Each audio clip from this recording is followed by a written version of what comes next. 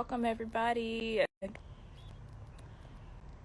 Good morning. Good morning. So, I am going to attempt to do this IG Live from outside. Currently located in Chicago. Hi, everybody. My name is Deja Perkins, aka Naturally Wild, on the social media. I'm here in Chicago. I'm attempting to do this live from the backyard. So we will see what happens. Fingers crossed. This is going to be our first IG live of the day. And so I am going to be talking with my friend and fellow researcher, Murry Burgess, who studies barn swallows, which is really cool. And so she watches birds and observes birds in order to figure out if light from cities, if light pollution impacts their chick development. So, Murry, I think you're on here already. You can go ahead and send me a request to hop on here. If you all can hear, I have mostly invasive species on my block here in Chicago. Hearing some house sparrows and starlings in the background. Three starlings just flew over. So let's see if we can get hop on in here. Let's see.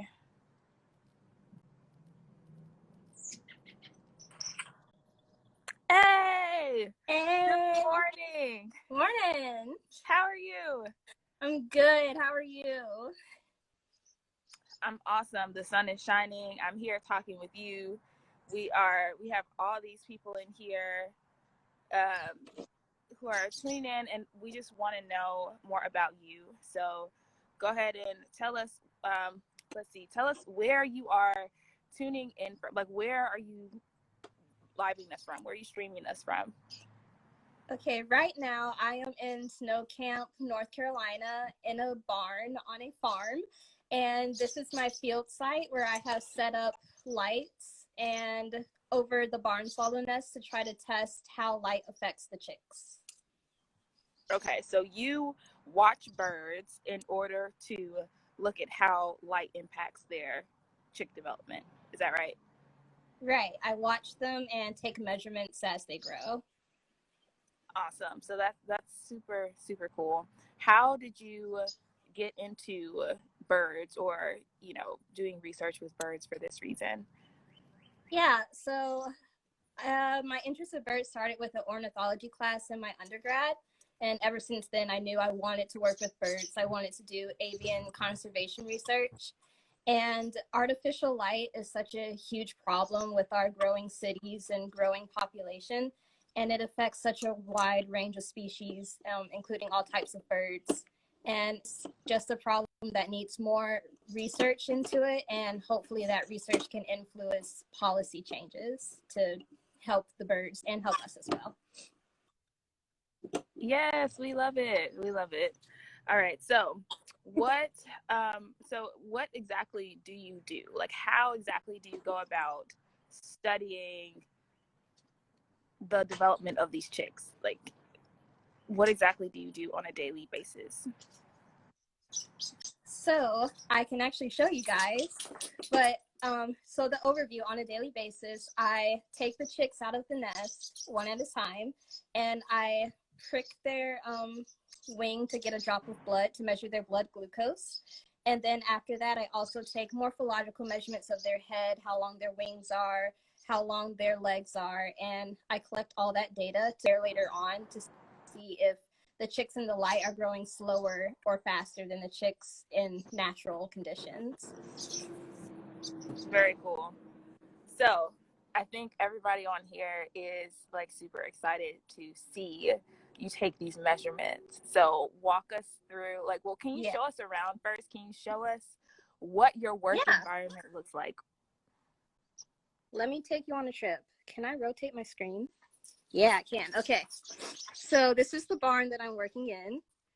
And if you look up, you can see these Christmas lights. Most of them are wrapped in foil because I only want the lights that are directly over the nest to be open. And as you can see, there's one there. The nests are labeled, and the lights are on at night. This year, some of what I've been doing is having some nests with the lights on all night long, and some with the nest lights on only half of the night, and seeing if that half night difference makes it any better or is negligible for the chick's health. So this is where I work. That's my giant ladder that I have to climb to get to the top. And this is my security down here. Security and moral support. We love a good security dog. We love a good doggy field tech. Yeah. Okay. And actually, I will show you my station. These are all the tools that I have. Have a little tackle box full of supplies and banding tools, some blood research tools, and measurement tools in my data sheets. And these are two of the chicks that I have right now. Let me flip. And I'm gonna angle you guys down so you can see, hopefully. Okay. So let me grab one. Can you guys see that? Oh my gosh, like put up just a little bit more. How cute. Oh my God, it's so fluffy and bald at the same time. This chick is about 5 days old. Okay. And how can you tell that chick is 5 days old? So I can tell by, if you see on its back is starting to get little pin tracks. Let's see. Okay. Like little black stripes that are where the feathers are going to emerge. And I can kind of tell by his weight. And I've also been, of course, tracking them since they've hatched. So, and it just pooped on my hand. That's lovely. Are you even really a bird researcher if a bird hasn't pooped on you at some point? I get pooped on every day I come out here.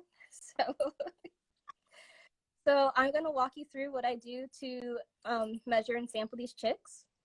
And so first what I do is I look at their little toes because I have marked them based on individuals in each nest. And so this one gets some red nail polish on its toes. And I'm going to refresh that for you guys. Yes, y'all didn't know y'all was going to be at the Birdie Nail Salon, did you? Nail tech. Yes, literally. And then next I take its mass. So I'm gonna be moving y'all around a lot so you can see. And so this is my scale, and I have it tear it to 0 and just place the chick in the cup. And it is 8.9 grams. That's how much it weighs. And I'm going to record that. Little chunky Next, boy. right? These chicks weigh about 1 gram when they hatch, which is like the size of a grape or a thumbtack. So they're super, super tiny. Wow. And next I'm going to measure its head with my pair of calipers. So let's see. Oh, there we go. So its head measures about 10 millimeters. And its beak measures about 4 millimeters. So let me record that, 10 and 4. And then I measure both sides of the wing. So the left wing is 12 millimeters and the right wing is also 12. So I measure both sides to test for potential asymmetry, which could be a symptom of light pollution. Now, have you seen that occur in any of your chicks so far? I have seen only one really severe case of asymmetry where the right wing had started to feather and the left wing was way shorter and had no feathers at all. What's the update on that bird? Well, the update is that the whole nest got eaten by a snake. so Oh. unfortunately. But yeah, the reason that happens is a mechanical error by the mother who didn't like roll the egg around enough. But people have only seen that happen in artificial light and laboratory conditions. So that's why we think it might be a symptom of the light, that it affected the mother's incubation behavior. Oh, that is so interesting. Mm-hmm. And let me finish with this chick. I'm going to measure its little legs, the tarsus bone. And these are super tiny. It is only 5 millimeters on the left and about 4.5 millimeters. So most of the asymmetry that I see is very tiny like that. And I'll have to do some statistics to see if that's significant. Yes, that's awesome. So to answer a few of the questions I see here in the chat really quickly, yes. So right now we are at Murry Burgess's field site. She is a PhD student at North Carolina State University. She is studying how light pollution impacts barn swallow chick development. And so she is sharing her research with us here today, showing us her field site. She's showing us how she takes these measurements and how she studies these birds. And so, of course, we get to see some really cute chicks. Unfortunately, a few of them got eaten by snake. It was a rat snake. He's a pretty big boy. Yep, rat snake. I've been out to Murray's field site a few times, and it's pretty cool that the work that she gets to do. So I see here, someone says, what tool are you using to measure the birds? This is a pair of calipers. It's like a really precise version of a ruler, and I can like slide it up and down to like get the measurements. I don't know if you can see the ticks there. That's what I use. Very cool. All right, so what's next? What else do you have to do? So you've been taking these measurements. You have to keep really good records. Good handwriting skills for the students out there. Good measurement and counting skills. Definitely, yeah. And I also band the birds, and so I'm going to show you an older bird that I have. Let me get it out the little bag here. So this bird, I know. I'm gonna put it in a photographer's grip and show you this chick. It's a fledgling now, and it is approximately 17 days old. Trying to get it not to flap too much. Wow, that is so cool. So 17 days, and it pretty much looks like he's ready to just go head off and be an adult. How much longer will this chick be in the nest, would you think? Probably only a few more days at most. They will leave the nest sometimes during the day, and the parents will still come and feed them and still watch over them, but the chicks do have more independence at this point. Okay, awesome. Yeah. I see someone else asked, how do you keep the birds warm? I keep the birds warm by the little basket that I keep them in. I make sure that there's plenty of like cotton balls and paper towels in there so they have something to insulate them. Sometimes I pick a few feathers from the nest and put it in there with them and then put it back. I also try to work as quickly as possible just to get them back in the nest and back incubated with the mother as quickly as possible. Yes, we definitely want to make sure our study subjects are in good health conditions. We want to make sure that we make sure that they're okay. So that's awesome. Mm-hmm. Let's see. I think we have a few more questions. The little bird is so cute. Like I just can't get over how and you cute can tell he is. And only 17 days. Yeah, you can tell it's still young by the yellow on its beak. That's the signal. The yellow on the bill signals to the mother to feed them. It's like a signal. And then also, barn swallows are known for their long forked tails, and the tail hasn't developed into the long fork quite yet. Oh, so at what stage or what how many days do you typically start seeing that happen? I never see them develop the tail. That happens later in the first year after they leave this site and start migrating again. But yeah, that happens later. Say hi to the camera. That's so awesome. Hey, little birdie bird. He just gave us a wave. So this is a barn swallow, and this is a fledgling that is 17 days old. So do you have any like teeny tiny, like newly hatched babies?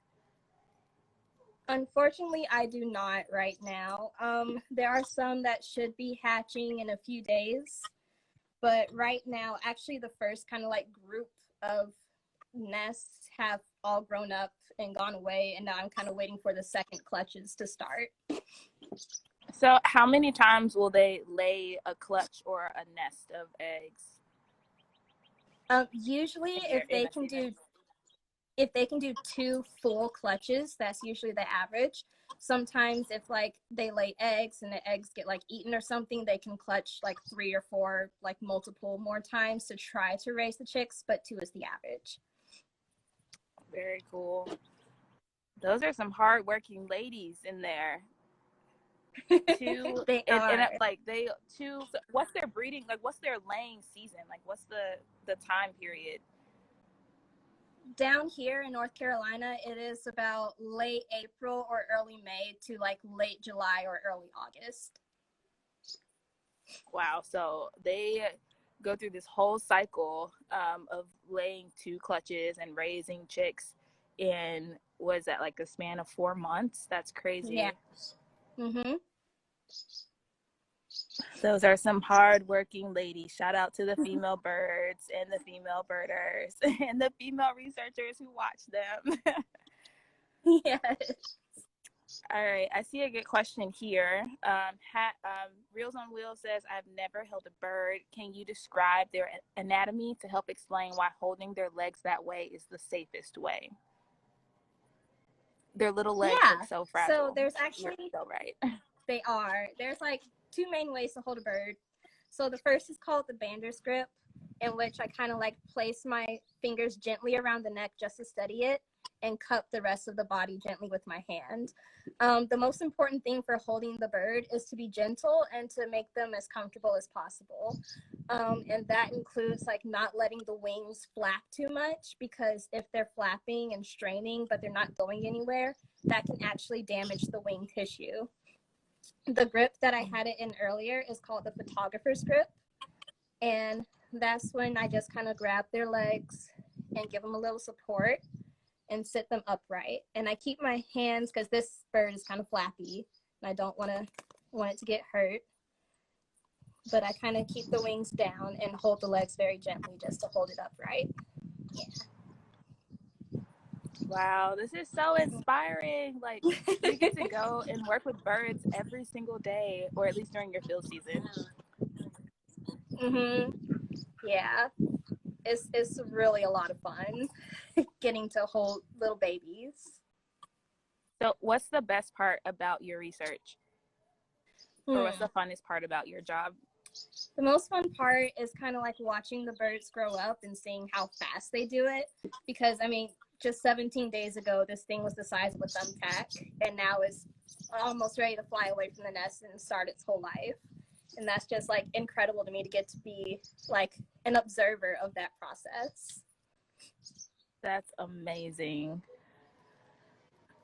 If anybody has any questions, please feel free to drop them in the chat for Murry about her research. I'm going to start scrolling up here a little bit and seeing if there's any questions that I missed.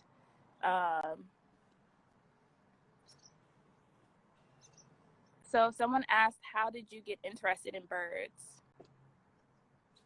I got interested from studying them in my undergrad studies. I initially did not like birds until I was made to take an ornithology class, and getting to go bird watching during labs and just learning about birds and how they work and all the cool things about them made me just instantly love them and want to research them.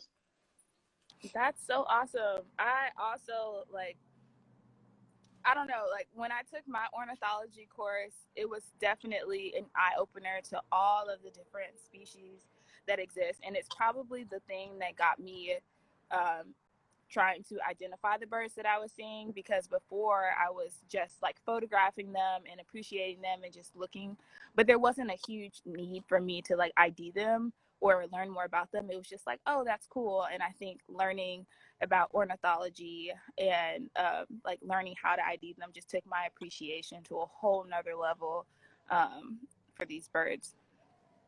Yeah, Let's see. definitely. Is there something Is there something unique in bird physiology or metabolism related to how quickly they grow from hatching? Wow, they're hitting you with these very tough ecology questions. Go ahead, girl. These are great questions. So yeah, in general, small birds like this have shorter lifespans, like maybe 5 years on average. And so it's just in the way that their DNA and genetic makeup works to grow fast, because they only have like, a handful of years to live. Um, what they do specifically in their metabolism is really utilize the glucose, which is the blood sugar from the food that they eat. And they put that towards their wing growth and their skeletal growth and their muscle growth really, really fast to get them flying and producing feathers as fast as possible. All right, I see another really great question here. Is it true that cardinal ladies can have two sets of eggs in one nest from two different males, aka two different baby daddies? That is true. That is true of cardinals and true of a lot of different birds. They may mate with multiple males and be able to have eggs from different fathers. That is so interesting. That's called promiscuity amongst birds. And isn't it true that the majority of birds are this way? I know that some birds are monogamous, but most birds practice extra pair copulations. Most birds practice extra pair copulations, yes.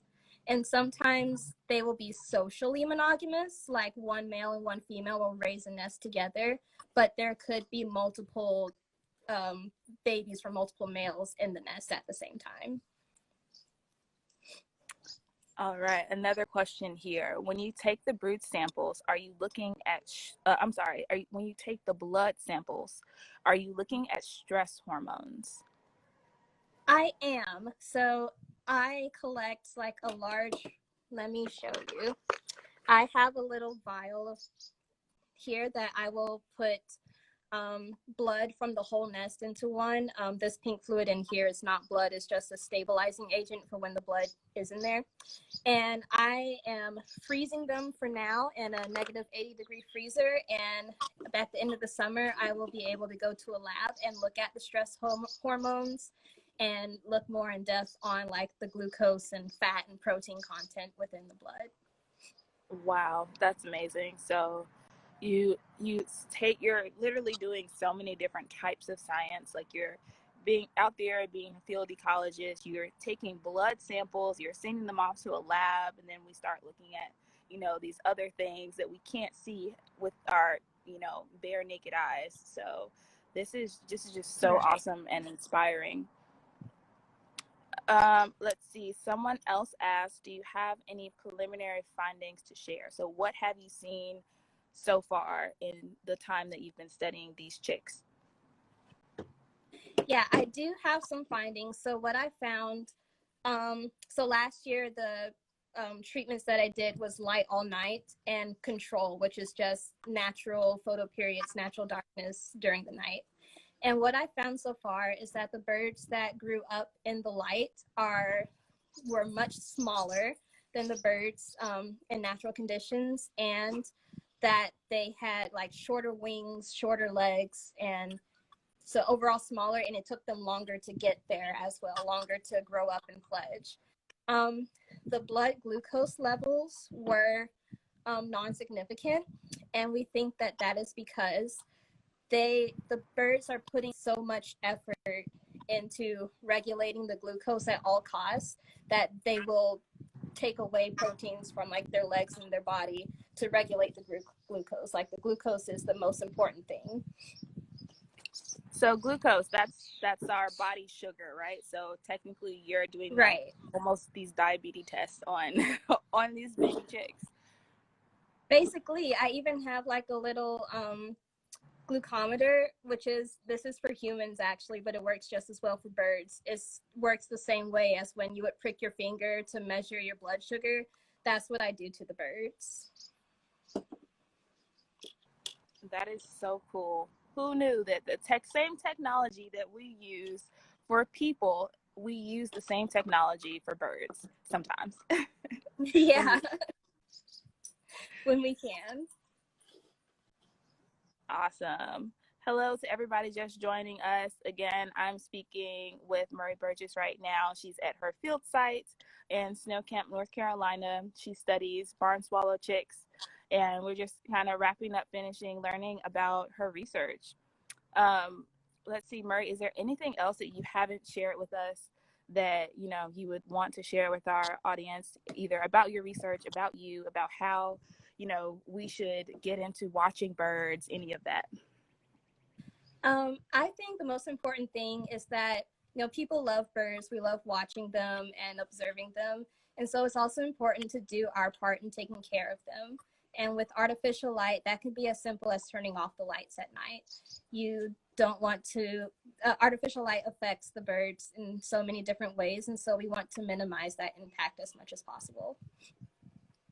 Awesome. Well, everybody, that's your call to action right now, especially as we're still kind of in this migration season. Make sure you are turning off your lights at night. Make sure you are doing your part. If you are observing birds, I saw a few questions in the chat about what apps what you can use to help ID birds by ear. Go ahead and check out the event from last night. Hashtag birds on my block. Exploring birding apps with Cornell Lab. You can find that on our page. You can find that on Cornell Lab's Facebook page. And we talk about Merlin, eBird, and BirdNet, which are 3 apps that you can use to help you on your birding adventure. So go check that out. Thank you so much, Murry, for joining us this morning, for showing us your field site, for showing us. Of course. If you have bird out, can we get one more little sneak peek? One more little glance. Bird, okay. So here is